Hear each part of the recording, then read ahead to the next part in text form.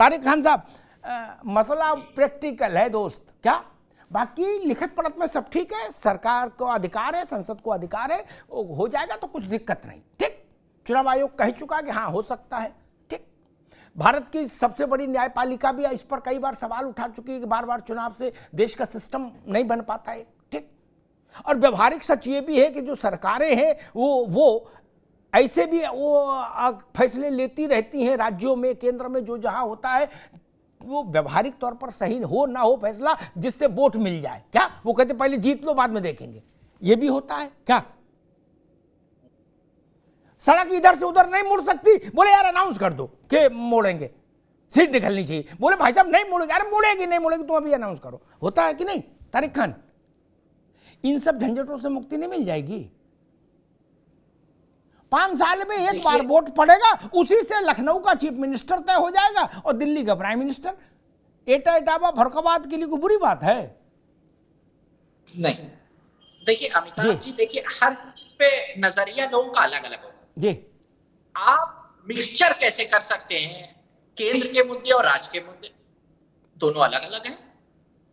मोदी जी की पोजीशनिंग अलग है और स्टेट में इनके पास राजस्थान में कोई नेता नहीं है और वसुंधरा राजे और विधायक लड़ रहे हैं, ये भी सच्चाई है।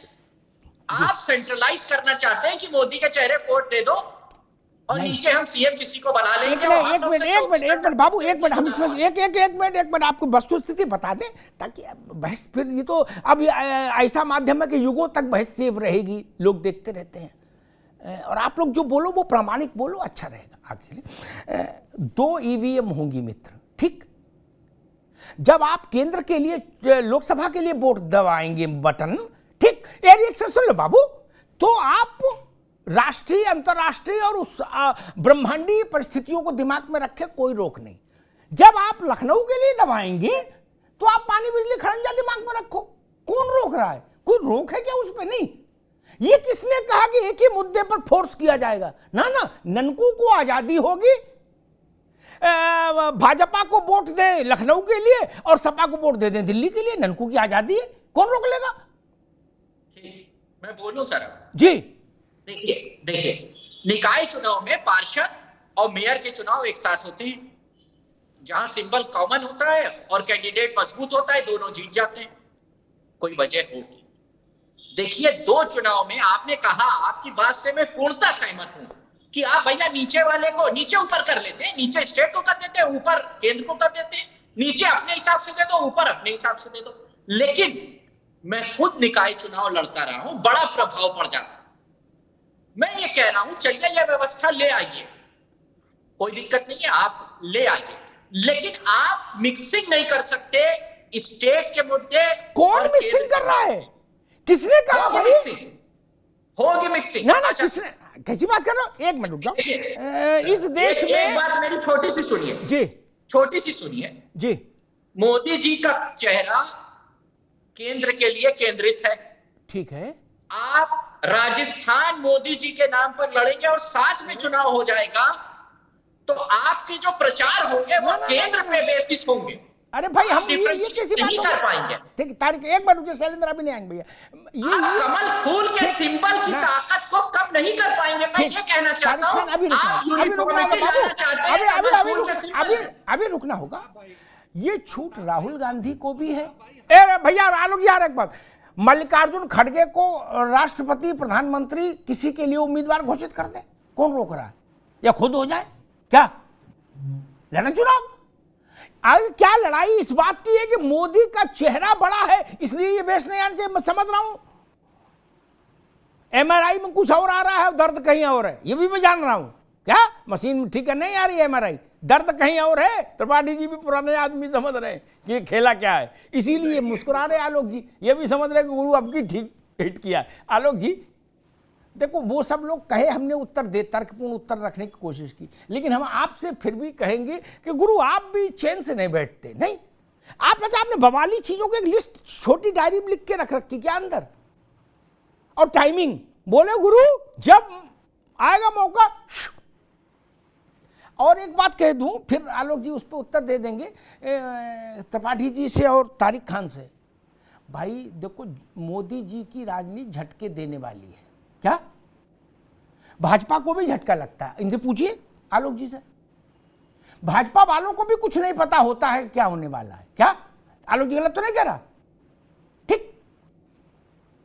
तो मसला ये मैं अपना हंच रख रहा हूं, हो सकता है एक देश एक चुनाव के साथ ये परसों कानून बने और कल कानून बन जाए भारत के लोकसभा में और विधानसभाओं में महिलाओं के लिए 33% आरक्षण।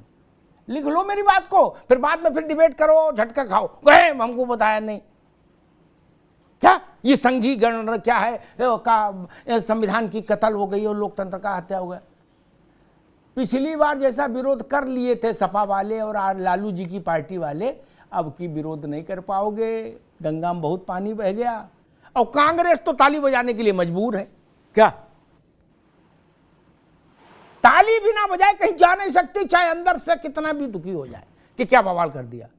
ये भैया मैं सामान्य जानकारी दे रहा हूं, बाद में ये तो कहोगे कि अग्निहोत्री जी ठीक आदमी है, वक्त से पहले बताए थे। आलोक जी भाई वो ये कह रहे हैं, विपक्ष का मूल स्वर ये है कि मोदी अपने चेहरे पर, मैं उनके शब्दों को अपने वाक्य में देता हूं भाव को, कि मोदी अपने चेहरे पर लोकसभा और विधानसभा दोनों चुनाव सेंट्रलाइज करना चाहते हैं, फोकस्ड करना चाहते हैं। ये मेरे ख्याल से विपक्ष को लग रहा है।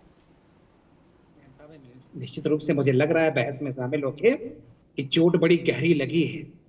2000 मैंने पहले कह दिया था गुम चोट है। नहीं, अब मुझे महसूस हो रहा है, अब मैं महसूस कर रहा हूँ। 2022 में जब उत्तर प्रदेश में चुनाव हो रहा था तो अखिलेश यादव बात आ जाते भैया जी करके बैठे थे जी, और बोर्ड में लिखा था आ रहा हूं मैं, मुख्यमंत्री पद के लिए मैं आ रहा हूं। और अभी 2022 गुजर गया, 2024 आ रहा है, तो उनके एक प्रवक्ता कह रहे हैं कि प्रधानमंत्री के लिए अखिलेश का नाम भी हो सकता है। तो उनकी चिंता जायज है, क्योंकि वही जो है प्रधानमंत्री भी बनेंगे, वही मुख्यमंत्री भी बनेंगे। ये तो कहिए क्षेत्र पंचायत अध्यक्ष कुछ उनके परिवार के दूसरे लोग बन जाते हैं, तो उनकी चिंता जायज है। रही भारतीय जनता पार्टी के पास की बात, तो भारतीय जनता पार्टी के पास नरेंद्र मोदी जी का भी चेहरा है हुजूर, और उत्तर प्रदेश में योगी जी का भी चेहरा है। हमने देश में पिछले 10 सालों में क्या बदला है, ये मोदी जी की बात जब हम करते हैं तो हम कहते हैं कि हिंदुस्तान में मोदी जी क्या परिवर्तन लेकर के आए। और जब उत्तर प्रदेश की बात होती है तो 6 सालों में हमने उत्तर प्रदेश में क्या बदला, ये भी पूरा खर्रा चिट्ठा हम लेकर के सामने आते हैं। तो हमारी चिंता मत कीजिए। जो लोग आगे बढ़ने के लिए आए हैं, देश को परिवर्तन की राह पर ले जाने के लिए आए हैं, देश के लिए जो सही होगा वो करेंगे। मुश्किल ये है कि जो भी सही काम होता है, अयोध्या में मंदिर बनता है तो समाजवादी पार्टी के लिए मुश्किल खड़ी होती है। जम्मू कश्मीर में जो कुछ नहीं हो पा रहा था, रोज वहां झगड़ा हो रहा था, रोज आतंकवादी बम फेंक रहे थे, जब हमने हालात बदले तो इनको चिंता हुई।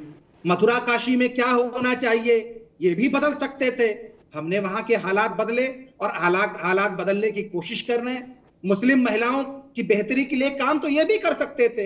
ये तो कहते हैं बहुत जोर शोर से कि यम हमारे वाई हमारे, लेकिन जब सत्ता में आ जाते थे तो काम तो नहीं किया उनके लिए। तो हमने सबके लिए काम किया है। हिंदुस्तान या कोई इलाका, कोई प्रदेश किस तरीके से आगे बढ़े, इसकी चिंता भारतीय जनता पार्टी ने की है। और इस देश की जरूरत जनता भाई, इसमें कहीं कोई शक नहीं है। इस देश की जरूरत थी कि एक साथ इलेक्शन हो, कि कोई भी सरकार रहे, हमारी सरकार रहे, किसी और की सरकार रहे, उसकी भी जरूरत है कि अगर 5 साल जनता ने किसी क्षेत्रीय दल को राज करने का मौका दिया है तो 5 साल चैन से राज करे, व्यवस्था को बदले। ये नहीं कि समाजवादी पार्टी आज जो है उत्तर प्रदेश में चुनाव लड़ रही है, फिर मध्य प्रदेश में चुनाव होने लगा तो अखिलेश यादव पहुंच गए मध्य प्रदेश में, फिर राजस्थान में ही अखिलेश यादव पहुंच गए। तो मुझे लगता है कि अखिलेश यादव अगर उत्तर प्रदेश के मुख्यमंत्री खुदा न खास्ता कभी बन जाए तो उत्तर प्रदेश के बारे में सोचे, मध्य प्रदेश के बारे में सोचने के लिए दूसरा नेता सोच लेगा। ठीक है, आप ही उत्तर प्रदेश के बारे में सोचेंगे, आलोक बाबू, ठीक है, राजस्थान के बारे में ठीक है। आलोक बाबू रुकिए, मैं एक बहुत व्यवहारिक बात कहता हूं जो कहीं बहस में नहीं मिलेगी और गूगल पे भी नहीं मिलेगी, शैलेंद्र बाबू, लेकिन मेरा तो हृदय में सारे मित्रों के लिए एक सा भाव रहता है। मेरे मित्र कांग्रेस में भी है, सपा में भी, बसपा में भी, भाजपा में भी। मैं कांग्रेस के लोगों से कहूंगा, त्रिपाठी जी, आप सब बसपा का मैनेजमेंट ऐसा है कि उसमें रोटेशन में मिठाई आती रहती है। क्या सरकार में रहे ना रहे, फिर भी ज्यादा नहीं, थोड़ी बहुत आती रहती है। उनका एक सिस्टम है, वो सिस्टम यहां तो नहीं बता सकते, लेकिन है। क्या